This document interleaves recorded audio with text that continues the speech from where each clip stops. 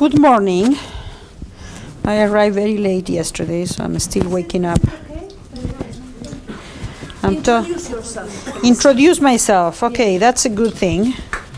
Can you hear me? Is that okay? Yes? Okay. Good. Okay, so I'm Marcela Carena. I'm a theoretical particle physicist.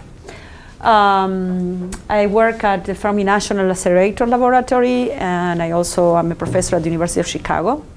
I have the pleasure now to be the head of the theoretical physics department, which means that I have a lot of work to do besides science, so budget and all these horrible things. But also I have the opportunity to bring a lot of excellent people, visitors, students, postdocs, so you are all invited to come to Fermilab for a few weeks. So we have a lot of students coming from different places to Fermilab to interact with the Fermilab staff, scientists. We have, in particular, we have many people working on dark matter, actually, in the boundary between direct detection, indirect detection, and colliders. And now there is a huge effort in part of what I hope I will try to talk to you about today, that is new ideas for using accelerators, but not just hadron colliders, okay? So to search for dark matter that is in the sub-GeV scale. And I will try to talk to you about that this afternoon. So there are, Paddy Fox, Ronnie Harnick, which are names you may know of, Dan Hooper, Gordon Krinick, I never know how to pronounce that, myself, Bogdan Dobrescu. So these are the people that are really the scientists working on dark matter related issues. So you are all welcome to come and visit us and discuss with us about dark matter. So today, Graciela asked me to talk about dark matter accelerators. I have to say that my real expertise is in Higgs physics, so but I'm very obedient, so I try to prepare. So I try to prepare dark matter accelerators for you, which means that most of the things I'm going to talk about are not my own work.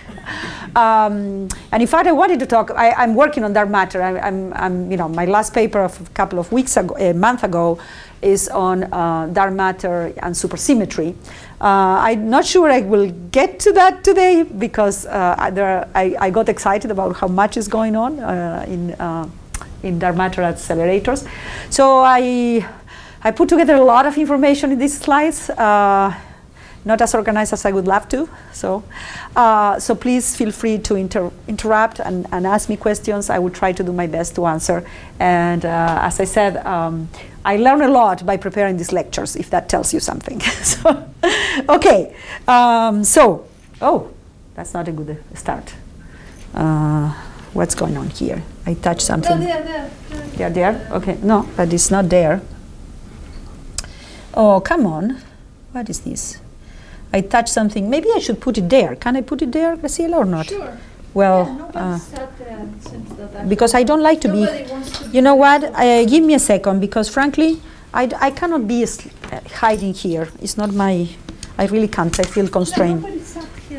So if you don't mind, I will rearrange these so that I can talk to you in front of you.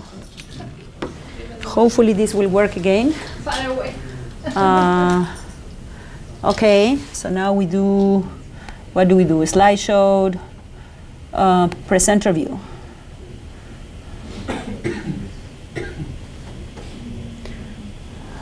Voila, good. Now I feel better, because otherwise I was hiding there. Okay, so you have already, I looked yesterday, very late when I arrived at Graciela's place, I looked yesterday about things that you have already seen. Of course, you have 2 days and something of a lot of excellent lectures, so I'm coming last here. So we all know about dark matter, and you were taught. There is no laser, no, Graciela? So you were taught about all the important evidence that we have for dark matter that mainly come from gravitational interactions with the visible dark matter in the Milky Way. So you have gravitational lensing, you have the rotational curves, and you have all what has to do with CMB and isotropies and structure formation. So all these tells us that all what we know from dark matter is really from its interactions through gravity. And in fact, I feel like in a very interesting way, because we know it is there.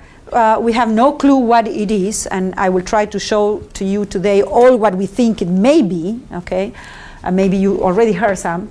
And most important, I will try to concentrate on how to search for dark matter using accelerators. And that means using particle beams. Oh, merci.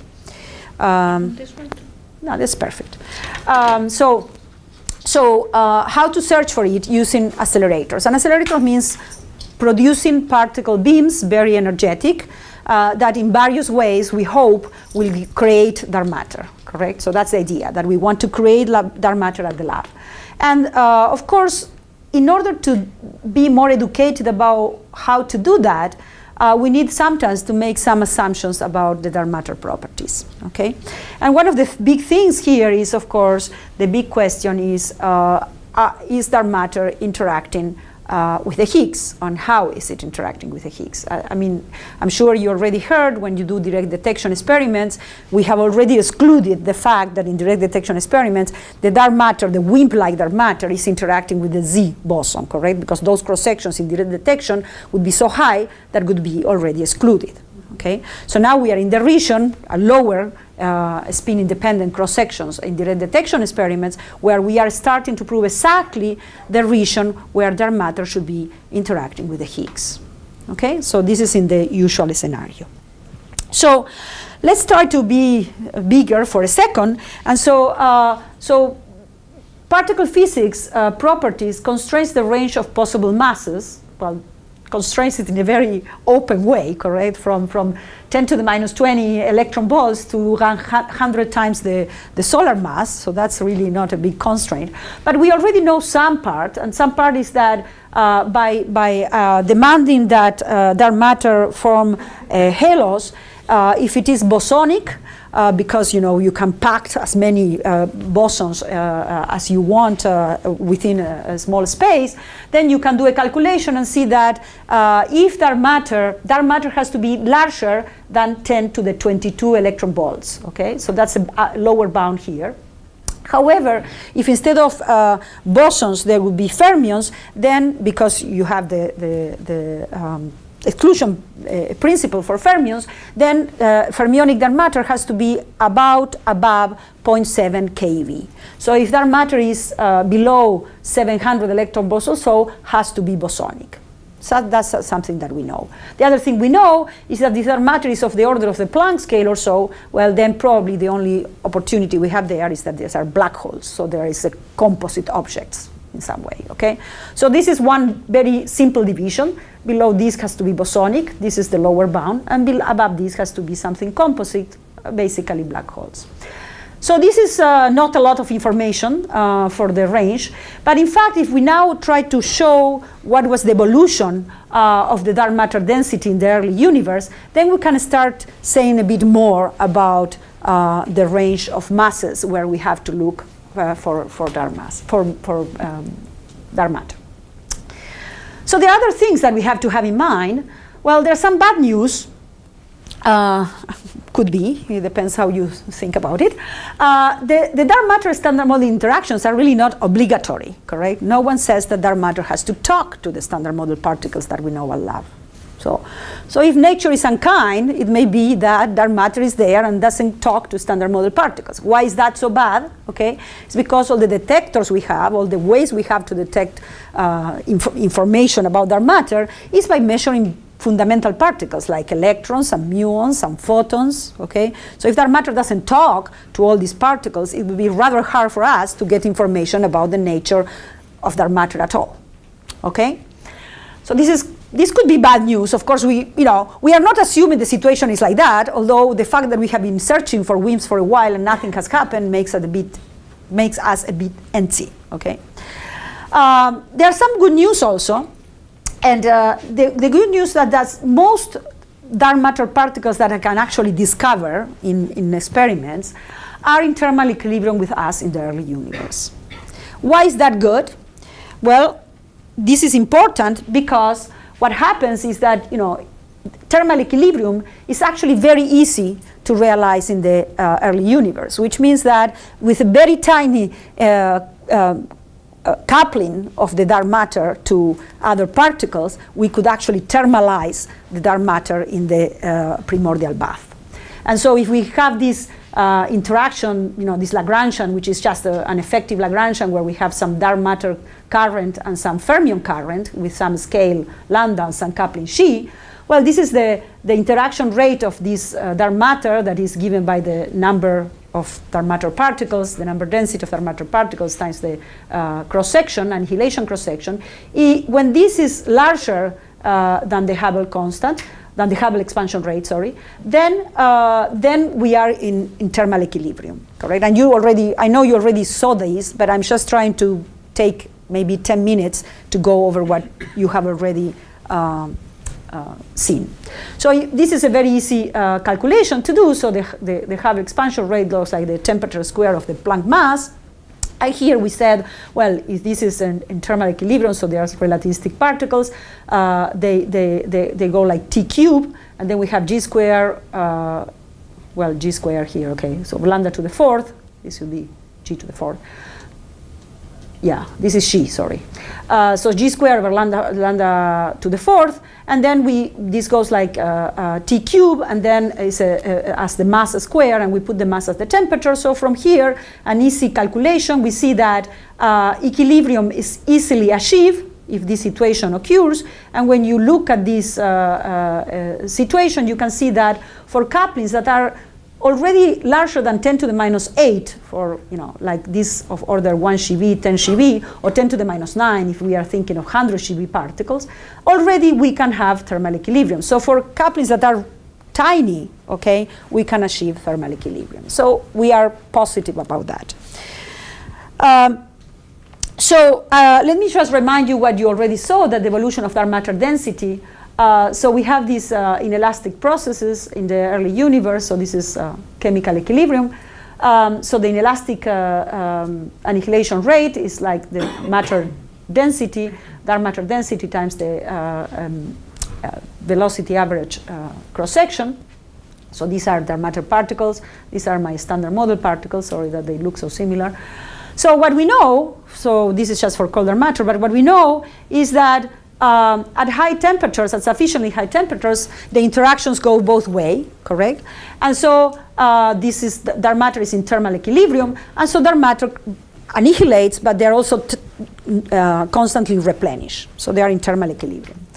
That as the universe expands and temperatures goes down, correct, the number density decreases, and so it starts decreasing here, and so observe this is actually the comoving density here, that is basically to compensate for the integrating out the expansion rate of the universe. So is this number n over the total entropy of the universe.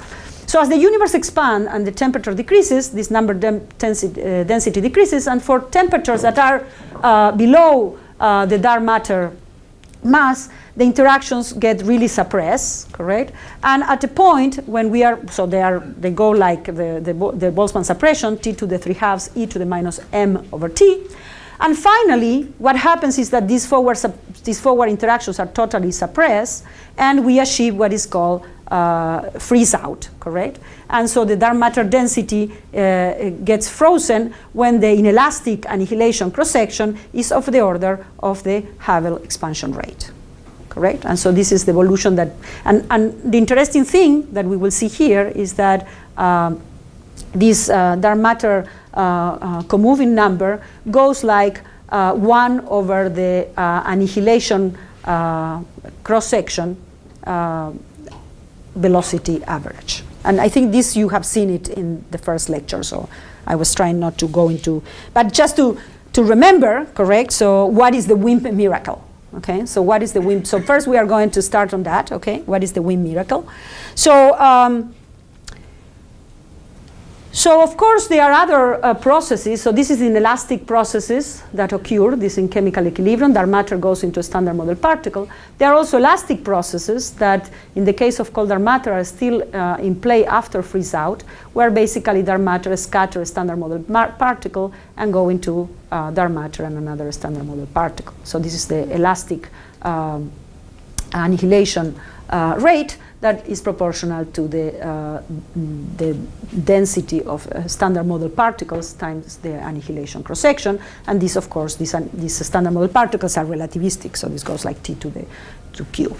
So cold dark matter, it happens that cold dark matter is not relativistic at freeze out, as we saw, okay, because the temperature, there is this suppression when the temperature becomes of the order or lower than the mass of the dark matter. Instead, hot dark matter remains relativistic at freeze out. So there is a big difference, okay?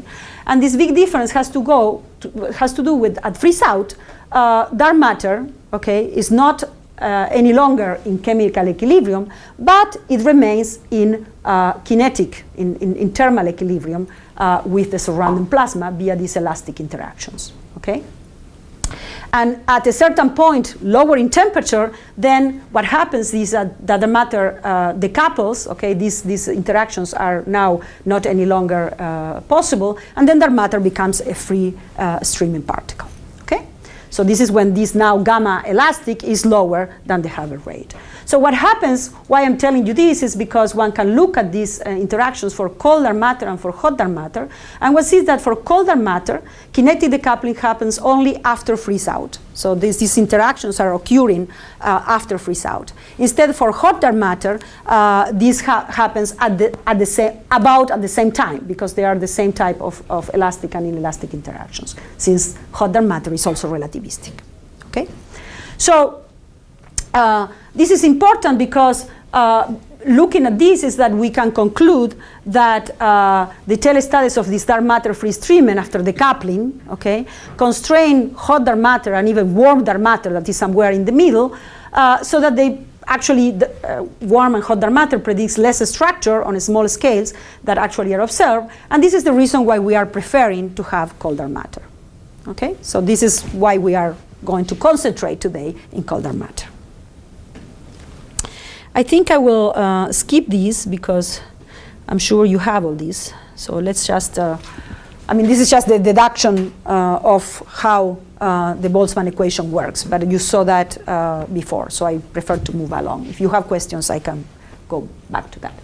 So the only thing I want to explain that is useful for what we are going to look at today, of course, this is, as I said, is the comoving dark matter density. These changes in Y arise purely from interactions of the dark matter with the states that are in thermal equilibrium with the photon bath. And as you learned in the first lecture, I think, that this Y evolution is governed by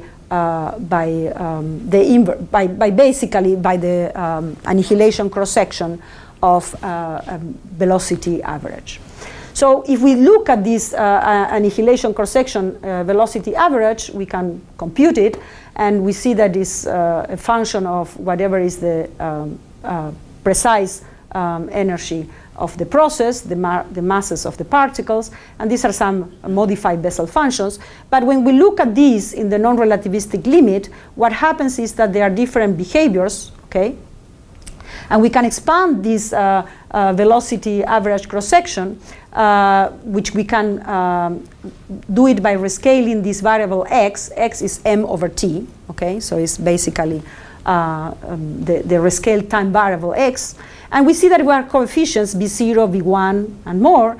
And b0 represents the S-wave annihilation. So you see that the part of the S-wave annihilation part of the cross-section is independent of x. X really, or 1 over x, that as I said is t over m, is actually, t is the kinetic inertia, so mv squared over 2 over m, so it means 1 over x is proportional to velocity. Okay? So the b0 represents the part that has no velocity suppression, okay?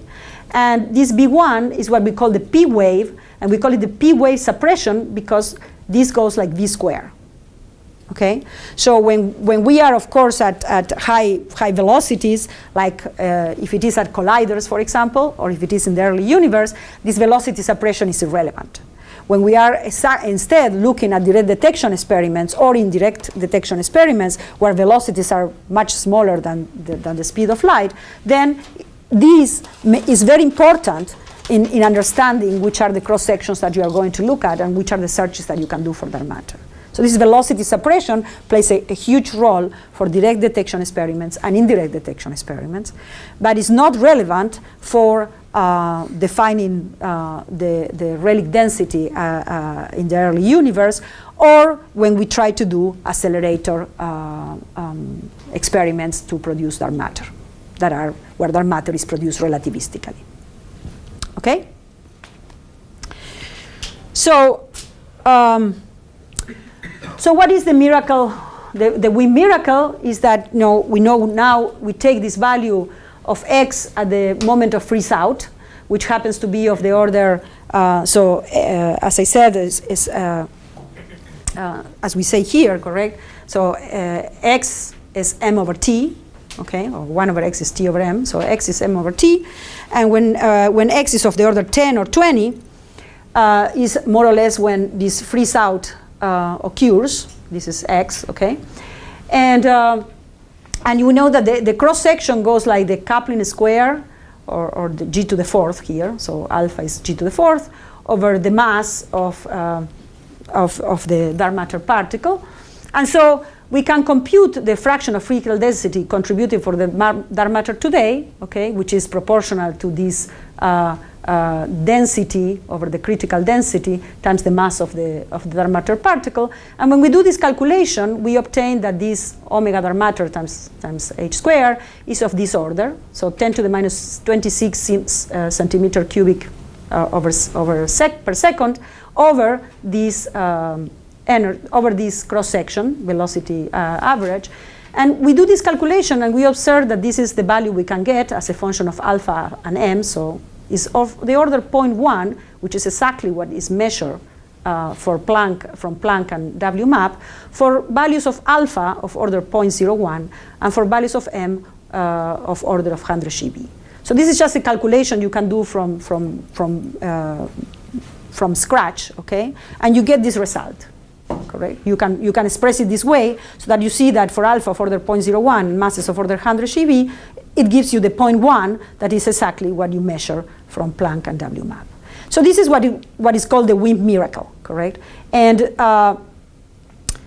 so of course the WIMP miracle means if m is over 100, alpha has to be 0.01. I could have smaller values of alpha and smaller values of m at the same time.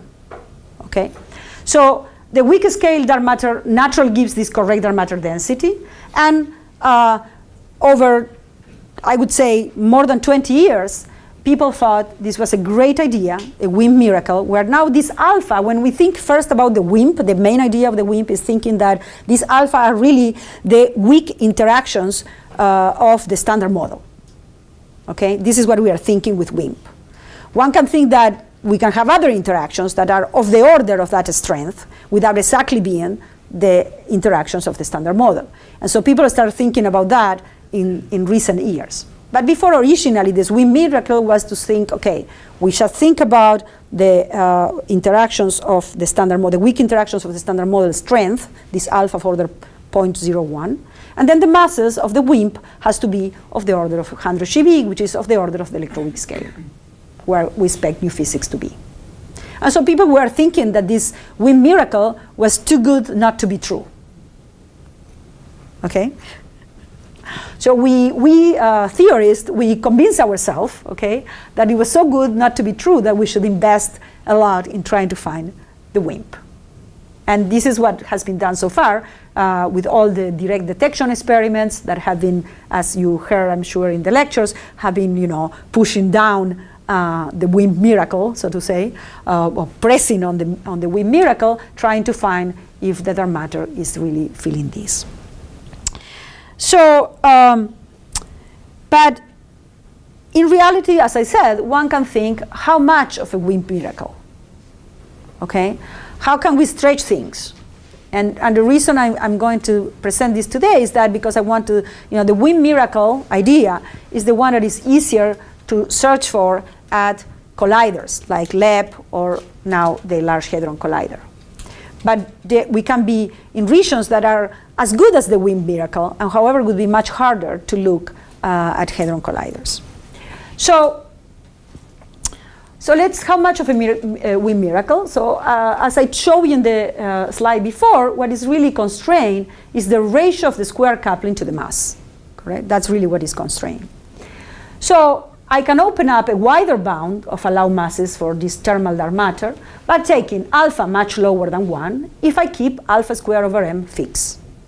Okay, and when I did that before, I kind of, kind of cheat a bit on you, correct? Because in reality, as I told you before, this is alpha squared mass of the dark matter square over mass to the fourth of whatever is the interaction that I'm integrating out, if you want to think about some mediator or so. Okay, of course, if m square and a mediator square if the mass of the dark matter particle and the mass of the mediator or the mass of the new interactions are of the same order, then m squared over m to the fourth is 1 over m squared.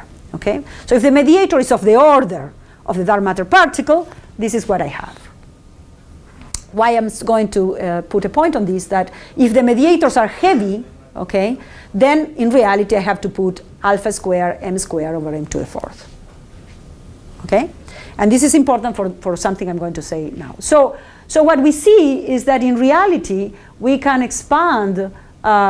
We were looking at this thermal miracle, okay, or thermal freeze out, okay, but we don't need to be so constrained to the WIMP. So the WIMP area is somewhere here, close to the Z boson mass, and with alphas of order of 0.01. And it's kind of misleading. When I was presenting this lecture, I was thinking, okay, we call WIMPs and we overuse that term a lot.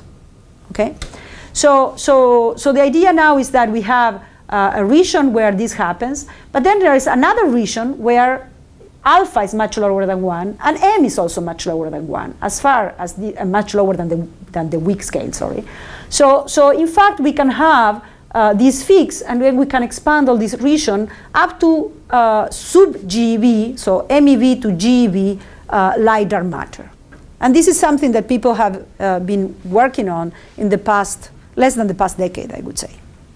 Okay? So we have these two areas, so the WIMP area. So the WIMP is really interact through a standard model weak forces, okay? If we do that, if we interact for a standard model weak forces, means that this value is the mass of the mediator here is the mass of the order of the mass of the Z square or the mass of the Higgs square, okay? This is the mediator. And so what we can see is that we put this of the order alpha of the weak scale, when then we see that the cross-section, okay, becomes smaller for smaller values of m. And it happens that for masses below 2 GeV, the cross-section has become so small that we overclose the universe, because omega goes like 1 over the cross-section. Okay? So if you think about the WIMP electroweak miracle, you cannot go for masses below 2 GeV because you overclose the universe. Okay, so this is this bound here, why the WIMPs are stopping there. Okay, now if I'm in this area where now I'm going like alpha squared over m squared, because these are of the same order, so to say, with some factor, then of course when the WIMPs becomes heavier and heavier, now this goes to smaller values. So there is an upper bound on how heavy the WIMP can be before I overclose the universe. Okay? And so this gives us this bound between 2 GeV and several TeV, so to say. Okay? So WIMPs, we describe these WIMPs. This is as I will discuss, a very funny, and in my head at least, a very funny boundary here. So we can have WIMPs that interact through interactions of the standard model that we know and love. And so this is the bound. The new idea is that we have some dark matter, but that dark matter does not talk to the standard model. Of course, if this does talk to a standard model and does not talk to anything, we are in trouble, okay? But we are going to think that these dark matter particles, so are neutral under standard model. They don't talk under the standard model, but they are charged under some new forces that we have not yet discovered. And actually the mediators or the particles that feel this force, yes, talk to the standard model. And this is the idea of mediator, correct? So I have some guy that talks to dark matter and talks to me. It's like a broker. Probably not a good idea, but okay. So, so this is what is called the hidden sector. And of course, the hidden sector, as you see, can expand in areas where the WIMPs are, but it can also expand in areas that are more light dark matter, because we have other particles that allow these interactions to be, these cross sections to not overclose the universe. Yes? So, but if the mediator talks to the standard model and talks to the dark matter, don't they also talk to each other depending on who's having it? I will go into that a lot. Yes. So they are like this idea of the mediator. In fact, if you, as you see, it's a very thin boundary, okay? Because mediators is a way we use to talk about simplified models. Originally, and I will go into that in a second, correct? Originally, we thought about supersymmetry, and we have everything defined. And everybody talks to everybody, and what is new and not new? Well, I didn't have the quarks and the other particles that now are there, and they talk to the standard model, and they talk to whatever I call my dark matter. So those are my mediators, correct? So the problem is that all this evolution, I think, has been done because it's very hard to test different ideas at experiments and to search for actual possible signatures of dark matter and how we interpret it in a way that is as independent as possible. And so we have think about, I will go in a second, if in a second you're not happy, we come back, okay? But for the time being, I think that we have the WIMPs is the things we knew a lot before, and we say, okay, they already talk to the standard model in the way we all know, okay? And then there's new interactions that could be supersymmetry, okay, could be anything, that somehow do the link between the dark matter and the particles I know. Remember, if I don't have dark matter talking in some way through the mediators or directly to particles I know, there's no way I will produce them at accelerators.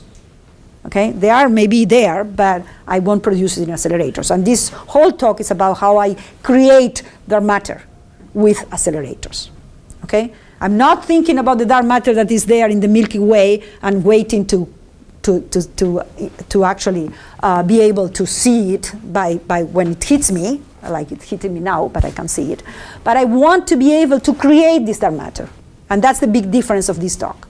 Okay, which are the ways I can create dark matter? And how can I get information about that? Okay? Okay, so this hidden sector, the mass can be in a wider range. So this is light dark matter down to keV, as small as we said, for fermionic dark matter has to be above 0.7 keV, okay, to really be able to form halos, okay? All the way up to wherever these WIMPs are valid still. Okay. So I know you talk, in most of this talk for accelerators, I will talk about symmetric dark matter that is produced by thermal freeze out. Okay, so this is the main what I will talk about. So this means, of course, symmetric means dark matter is its own antiparticle, and the relic is produced by thermal freeze out. It could be also its own antiparticle and go into freezing, but I'm not going to talk about that because that's not interesting for accelerators. Okay? So this is the main thing I will talk about. However, you have heard quite a bit, I think, about asymmetric dark matter. So asymmetric dark matter is when the dark matter density is realized, abundance is created by some asymmetry. Could be the baryon asymmetry, could be something else. Okay? So that particles and antiparticles are not the same. But of course, in addition, it is possible that I also have some thermal freeze out. So I could create all my my dark matter relic density by this asymmetry sometime in the early universe, or I can create part of it at the early universe and then part of it by freeze out. Okay? Obviously, therefore, this means that I know that for symmetric dark matter, in order to produce this relic density, since this goes like 1 over the cross-section, there is so this cross-section has a bound of the order of 3 times 10 to the minus 26, correct? However, if I think that, you know, asymmetric dark matter can produce through freeze out either 0 of this asymmetry or a tiny bit, okay? So this means that asymmetric dark matter has the cross-section, because there's 1 over, has to be larger than this cross-section. And this is important because this means that the rate can be bigger but not smaller, which means that if I am doing my collider searches or my accelerator searches and I'm testing some cross-sections, okay, I'm indirectly also testing asymmetric dark matter, because the cross-section of asymmetric dark matter is either is not there, or if it is there, has to be bigger. Okay? Okay, so this lecture, so I will cover the standard WIMP scenarios as well as these hidden sector thermal freeze-out scenarios. Okay, I will try to talk about collider experiments and what we call fixed target experiments.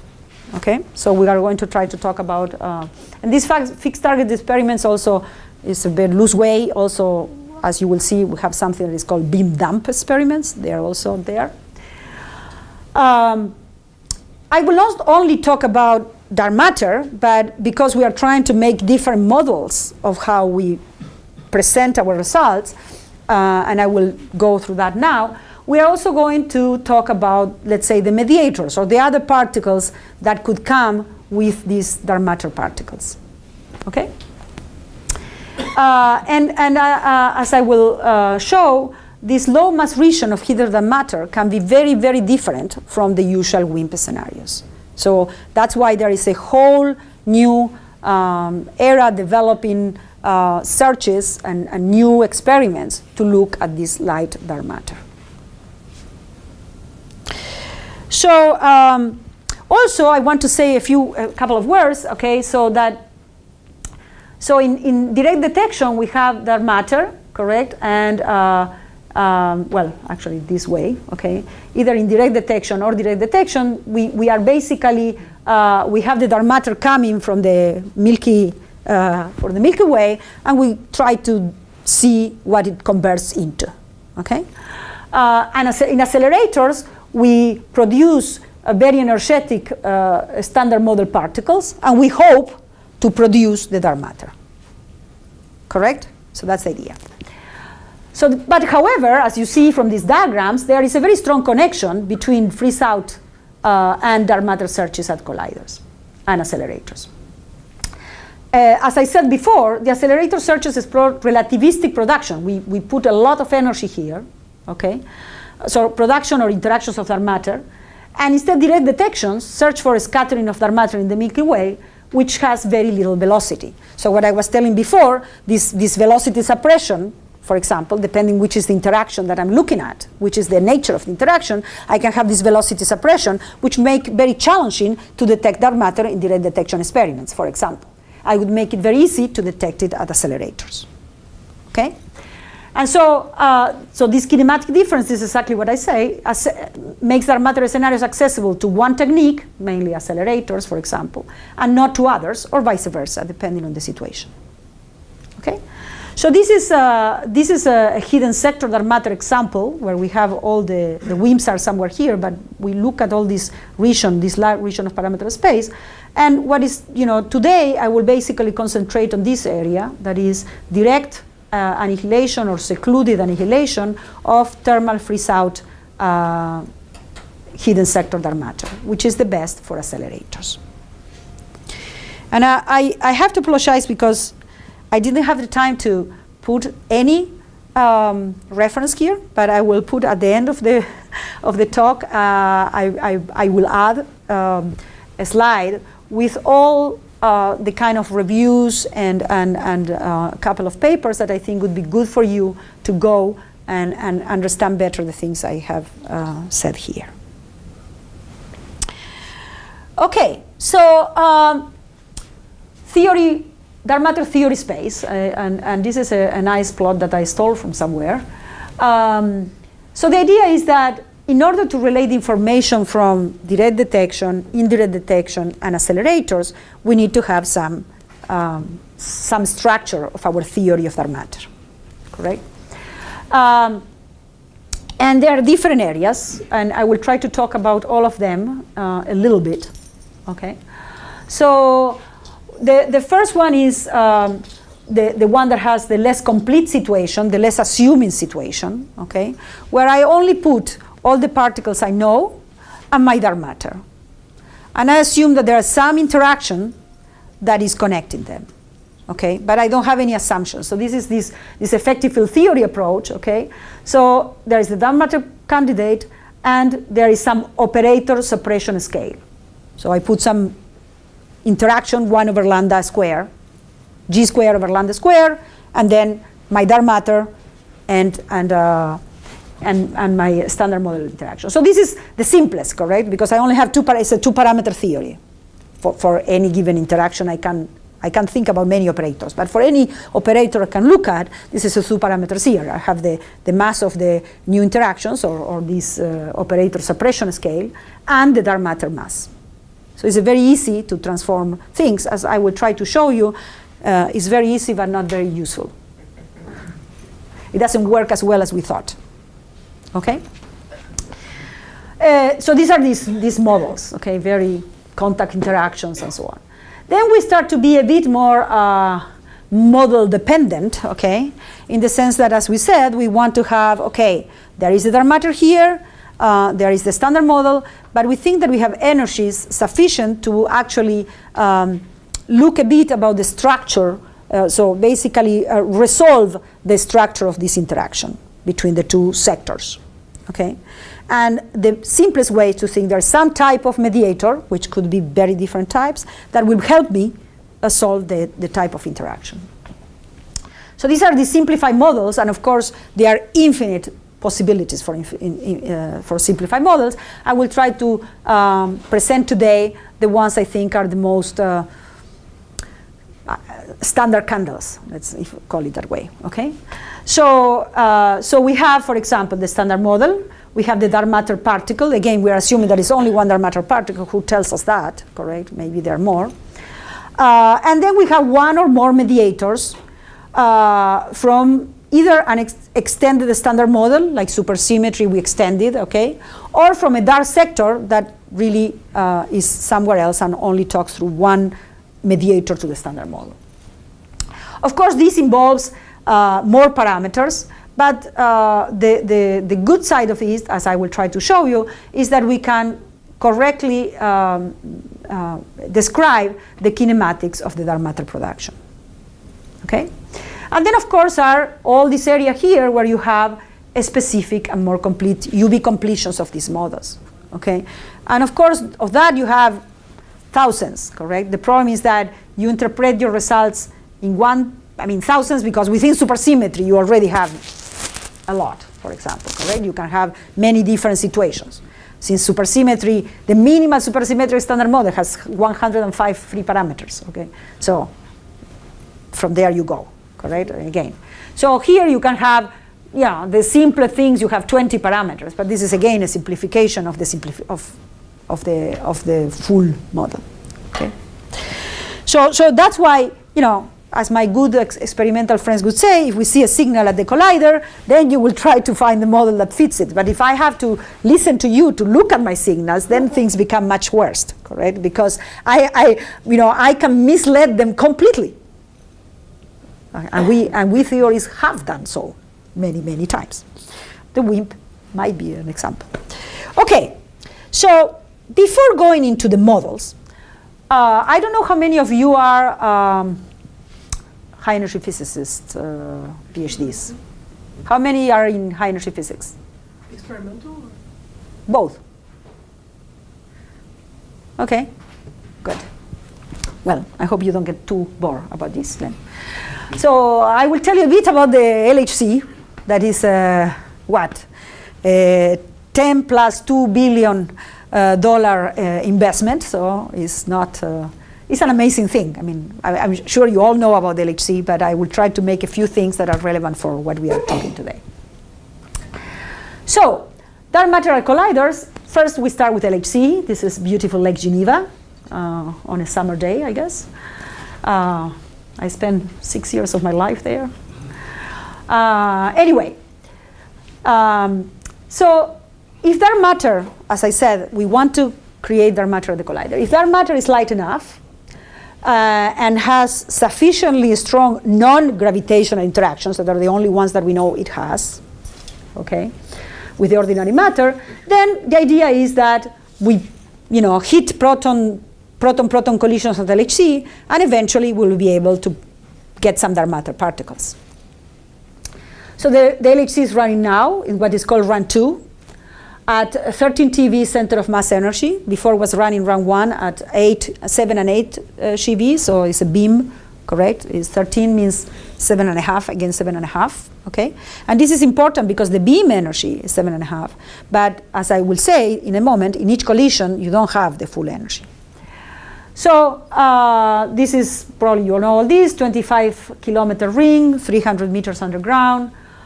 This is, I think, amazing figure, 31,000 tons of superconducting magnets cool at 1.9 degrees Kelvin with 90 tons of liquid helium.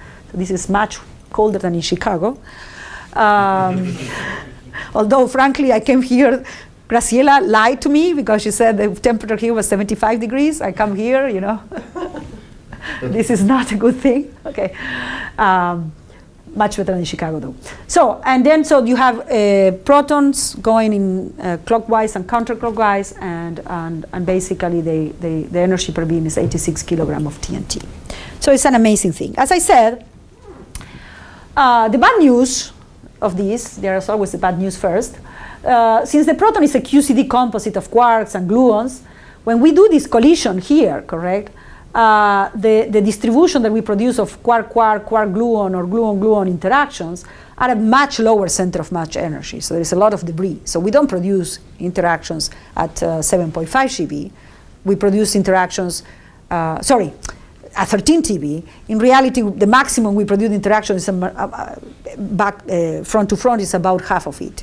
If you look at what is the bounds they put in Z primes, for example, that is of the order 5 GeV, that's more or less the way you are, the upper bound of your interaction.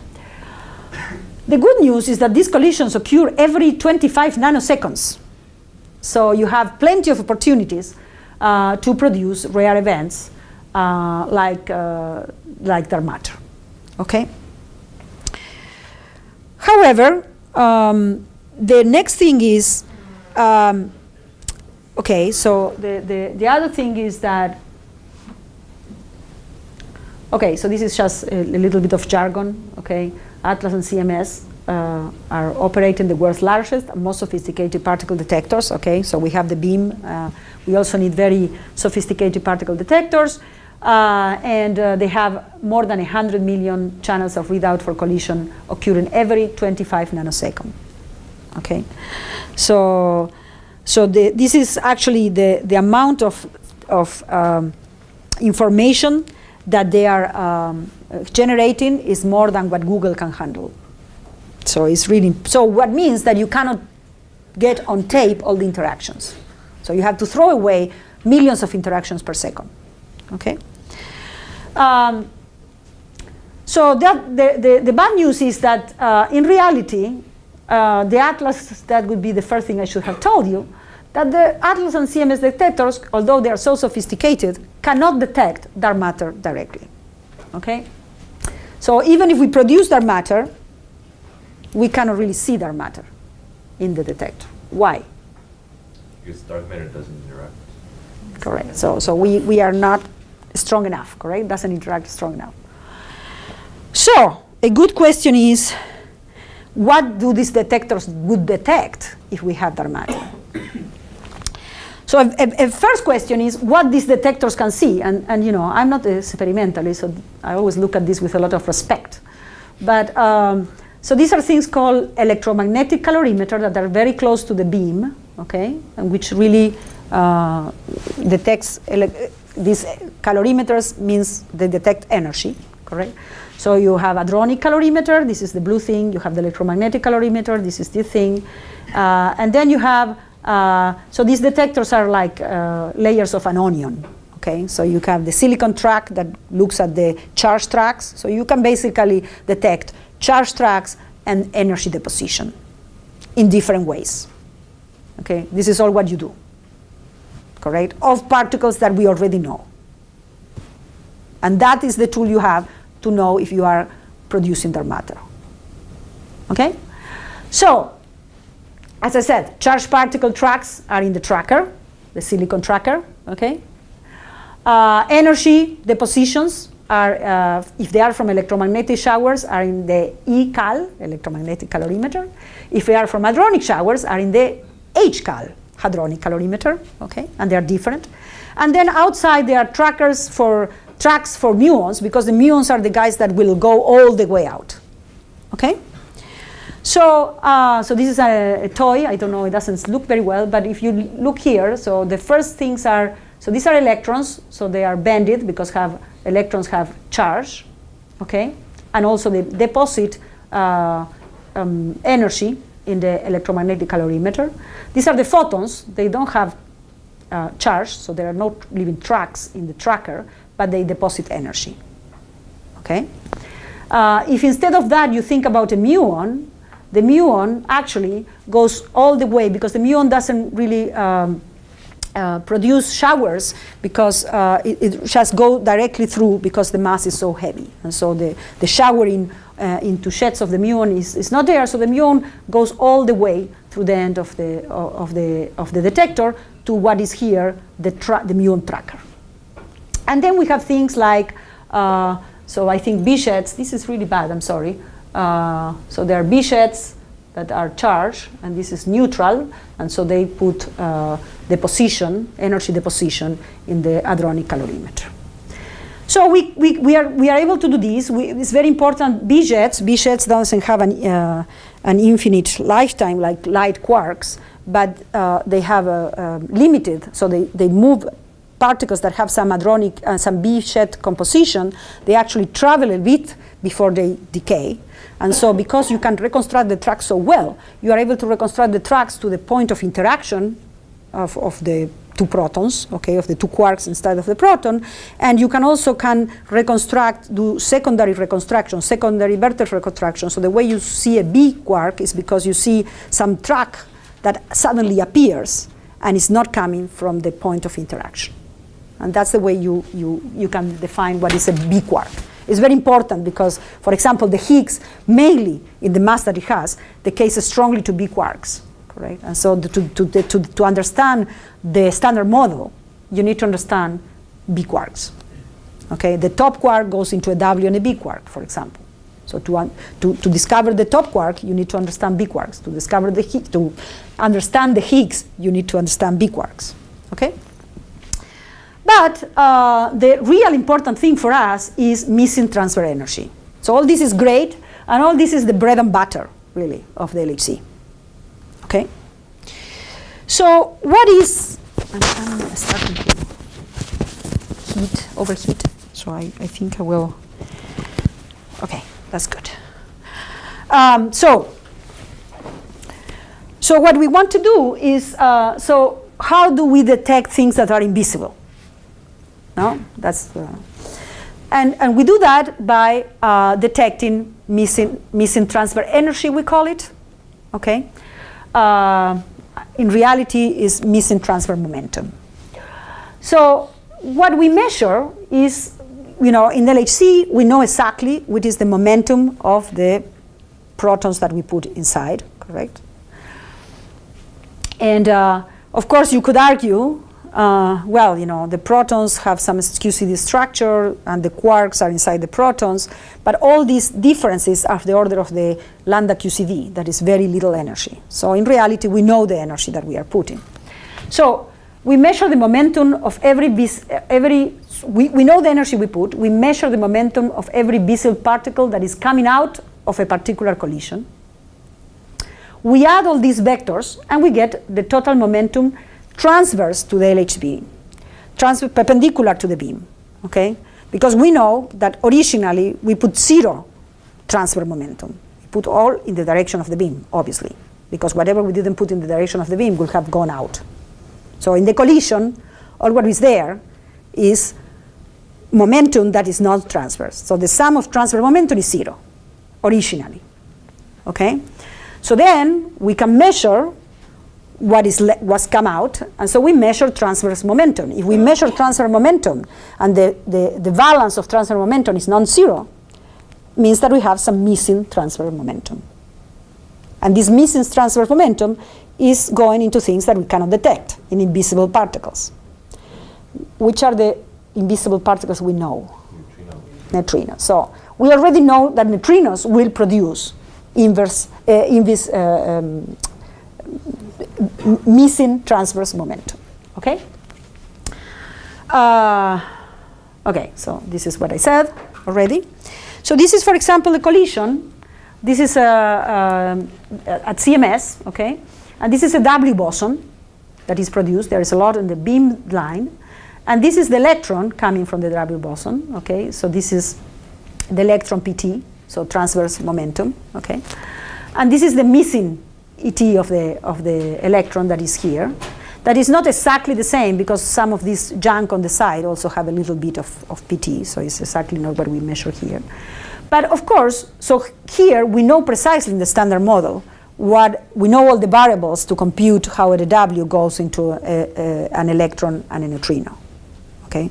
So we can understand this standard model background to our missing ET from dark matter.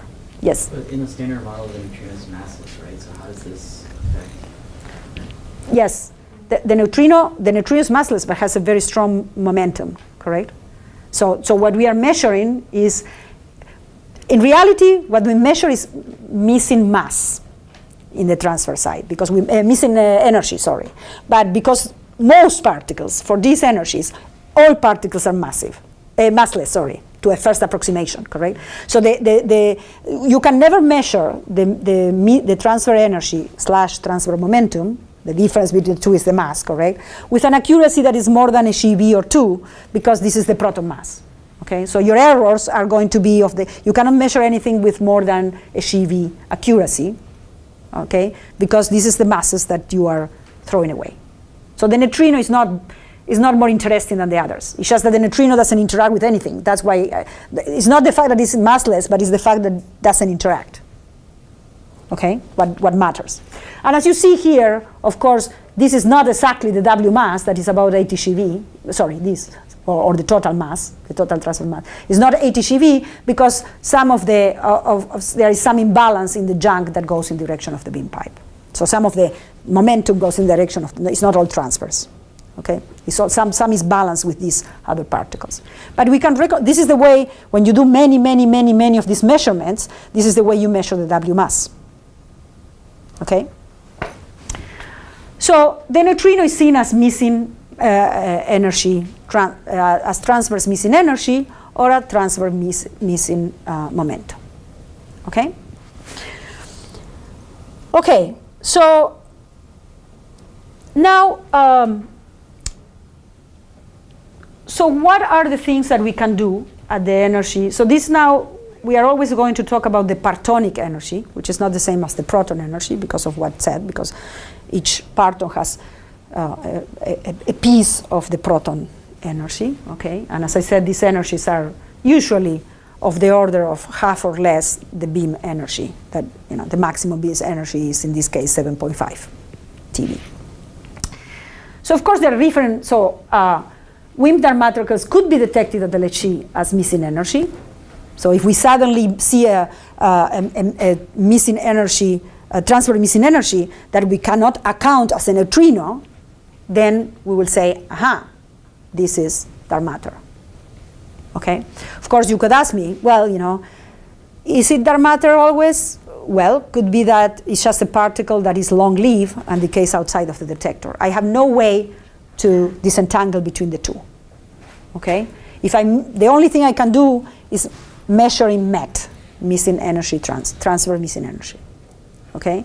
If it is given by a particle that is really long-lived and decays outside the LHC, I have no way to say anything about it. Your calorimeters won't pick that up? No, because if it is, you can think that it's something that decays outside of your detector completely, goes all the way. Okay, and then decays. So it's not that it doesn't interact, but it's something that decays much. There are many models that you can think. That's like, a caveat to say, if I detect transfer missing energy or transfer missing momentum at LHC that is not matching with my neutrino understanding, have I discovered dark matter? Well, I would say I have a strong indication. It's like if you say, have you discovered string theory? Certainly not. But I have a strong indication that dark matter could be there. But I would still need to have the direct detection experiments or something to say to now match. Okay, we are really going to get only pieces of the puzzle. Okay, it's a very challenging situation. I mean, it's exciting.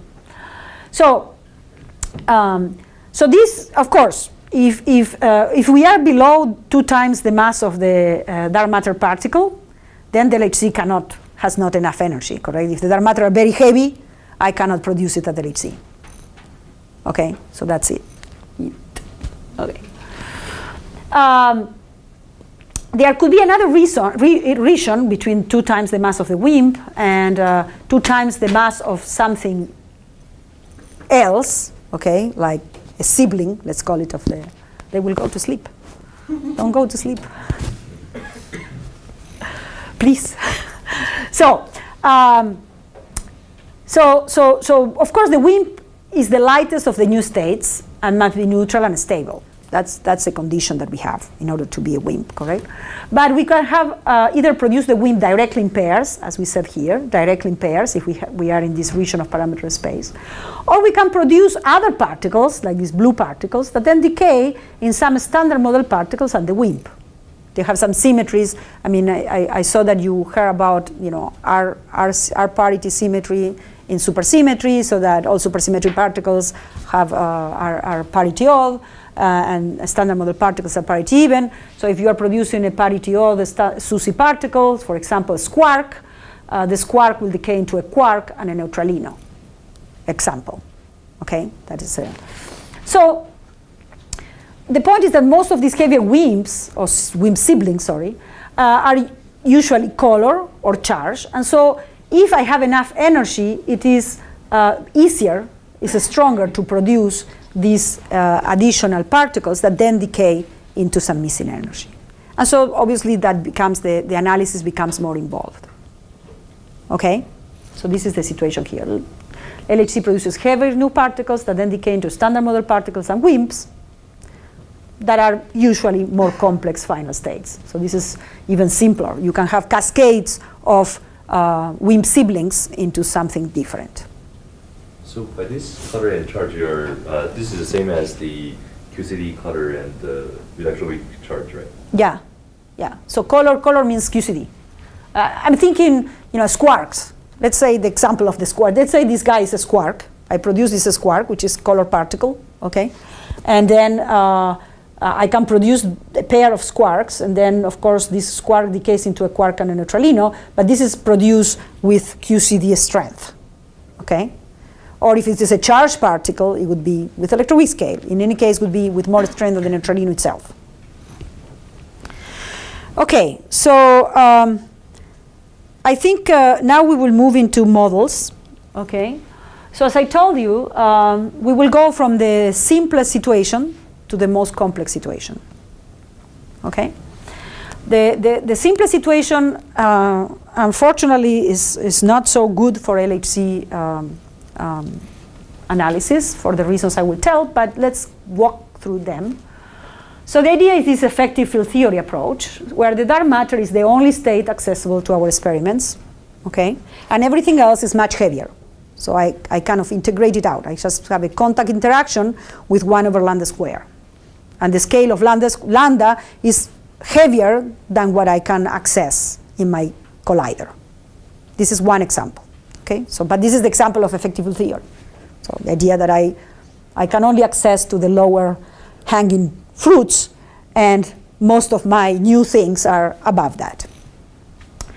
So that's why, if this is the situation, we go into FT theories that implies is a natural place to start, because many theories may show this common low energy behavior. So I can then match it to different possibilities. Okay.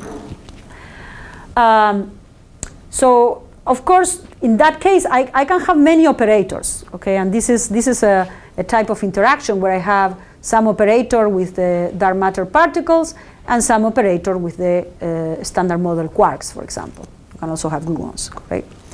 So why I consider these operators, some of them, as you see, are operators that involve gluons, and some involves quarks. And of course, I think that the most important things that I will try to look is operators that involve quarks and gluons, because are QCD strength.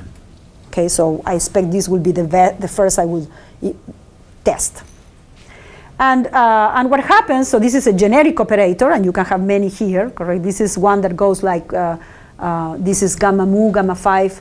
So this is a vector, axial vector type of operator, both for the fermions and for the dark matter particles, correct? So I have an axial vector type of current for both.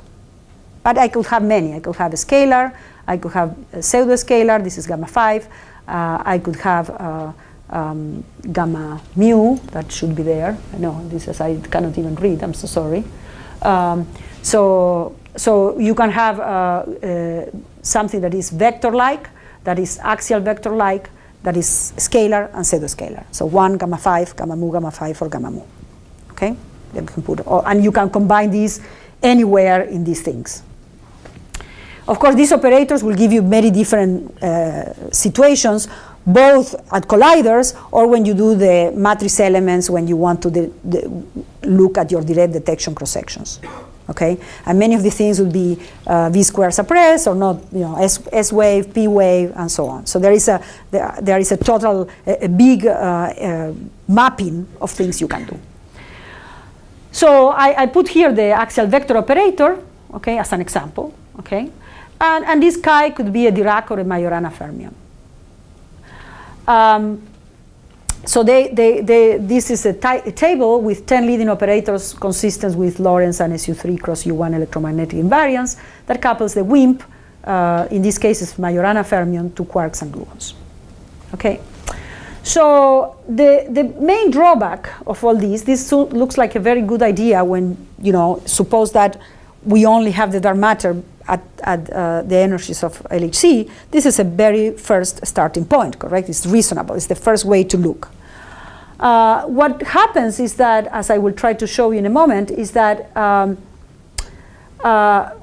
it breaks down when the energy is sufficient to produce other new particles directly, and then it misses correlations in the distribution. So if in reality I have enough energy to in some way see the structure of my interaction, okay, that will not be a good explanation, okay? And if that is the case or not, we have to explore it. It's a question, okay? Okay, okay, so this I already said, M star is because this is a table I steal from a paper of Tim Tate et al. So, okay, this is a bit heavy, but let me walk you through.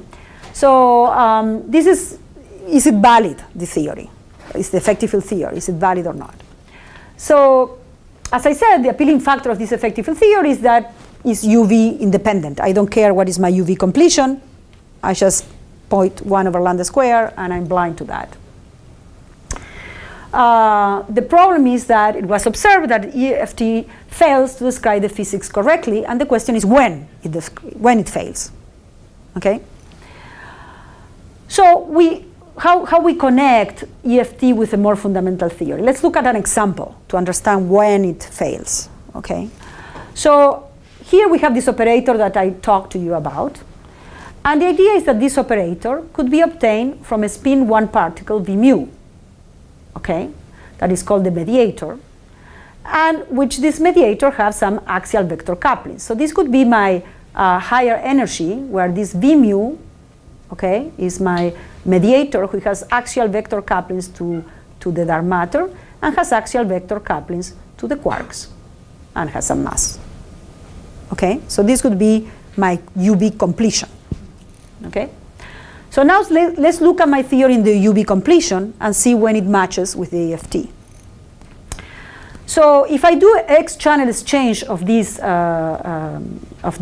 mediator, okay, this could be my matrix element, correct? Would be the coupling of the mediator to the quarks, the coupling to the mediator to the dark matter, and over the propagator 1 over mv squared minus s. Okay? So if my mediator is much heavier than my center of mass energy, where the thing here, this is usually, you will say, S the square, the center of mass energy of LHC. But in reality, it's the center of mass energy of the actual interaction, which is much smaller, as we said, than the 7.5 TeV. Okay? So if the mediator is heavy, that's the idea of EFT, correct? I can integrate it out, and then I can write this like this, and I can easily map it to my 1 over lambda square, correct? So in this case, good, EFT is good, correct? Mediator heavy, I don't care about the UV completion, is good. However, if the mediator is of the order of a TeV or so, okay, then I cannot throw away this term, and basically effects of order S over mv squared become relevant and spoil the validity of my EFT. So that's trivial, correct? I mean, we know that. If the mediator is not heavy enough, then means the energy that I have can go and basically understand the structure of this mediator. There are a couple of problems here. So this could be okay, end of the story. No, I say, okay, I use it when the mediator is heavy, and I don't use it when the mediator is light, compared with the energy of the process. Very easy. But it's not the end of the story, of course, because, well, the cross-section really goes like 1 over lambda squared. So if lambda is very big, okay, then the cross-section becomes too small, and I cannot really produce anything at LHC. So already I cannot really look at cross-sections that are very small, which means that lambda has to be not very heavy, okay? If lambda is not very heavy, okay, then if I want to make my mediator much heavier than my energy, I need to make the couplings much heavier as well, and then I am in the limit of non-perturbative couplings. So that's a problem. Yes? The matrix element goes as 1 over lambda squared, so the cross-section goes as 1 over lambda to the 4th? Yeah. Okay. Yeah, correct. So the point is that already I have an issue here, correct? I cannot, if I make this very heavy, then this would be very heavy, and this limit is okay, but then my cross-section is very small and I cannot see anything at LHC. Okay? What my question is effective field theory possible to describe things such that I can see something at LHC, obviously, correct? Additionally, you can see that in reality the cross-section, the matrix element, I say goes like 1 over lambda squared, but if you do the actual computation, it goes like S over lambda squared. And then there is some perturbative unitarity of these matrix elements that demands that this square root of S has to be below of the order 2 or 3 times lambda. So this is another issue that is delicate. So you can't really have this lambda has to be larger than this energy. And so altogether, what we are trying to say is, okay, you know, I'm going to use my effective field theory, but what I'm going to do is I'm going to truncate. So what I'm going to look is, in order to trust the information I get from LHC, I will look at processes, and if the energy of the process, this S tilde, or E, I call it here, where is it? E, okay? This E, that is the actual energy of the process, that is the partonic energy of the process, is below this value of MB, then I can reliably count these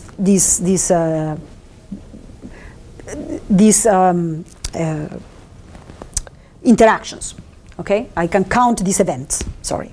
Okay, so I will truncate So the only process that with a small momentum transfers are considered. So if the energy of the process is below mv, then I know I will have a reliable and model-independent bound.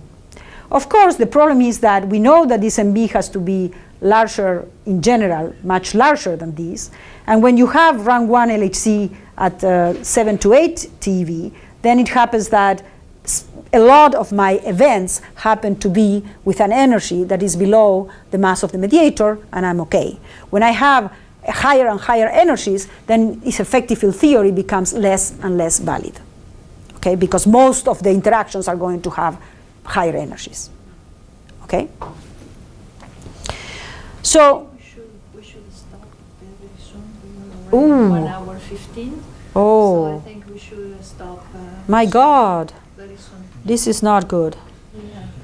So Let me just finish at the point of simplified models, 3 slides more. Is that okay, Graciela? Or? we are already 1 hour 15, so maybe 1 minute or so. Then Okay. we can, of course, continue Okay. your second lecture. Okay. Now I lost my thread. Okay. So I will just finish here.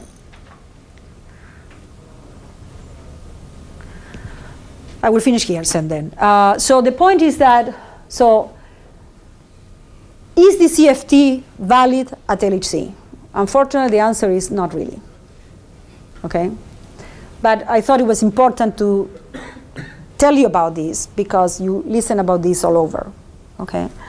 And there is a very nice paper made recently that kind of makes the point why it's not valid. Because we were saying that we are throwing away these things that are of order S over mv squared, correct? So is valid to do that or not? Okay, and so so the shape of all the kinematic distributions in this why people thought it was good is because these kinematic distributions go 1 over lambda squared. So the cross sections go like 1 over lambda to the 4th, okay? And lambda is something that is a constant. So all the kinematic distributions are go like 1 over lambda to the 4 and then really independent of the precise value of lambda. That's good. In addition, if the mass of the dark matter is smaller than the typical cut in the missing energy, in the missing transfer energy, well, then this kinematic distribution, this is what I have done with Atlas Theta. This is the lambda, and this is the mass of the dark matter. So for small values of the dark matter, below the missing transfer energy cut, you cannot really see the precise value of the mass. So it's independent of the mass of the dark matter. Okay? So you put bounds that are as a function of lambda and the mass of the dark matter for values of the dark matter that are here is like 10 GeV or so. So then they are all independent, and you can put bounds on your lambda of the order of a TeV as a function of the mass of the dark matter. So this is with 8 and 13 TeV data, 13 and 8 TeV data. And so this is okay. But then this is actually an actual analysis done with what is called mono shed searches that I will talk later on. But then what we see is that we start looking at higher order corrections of this effective field theory.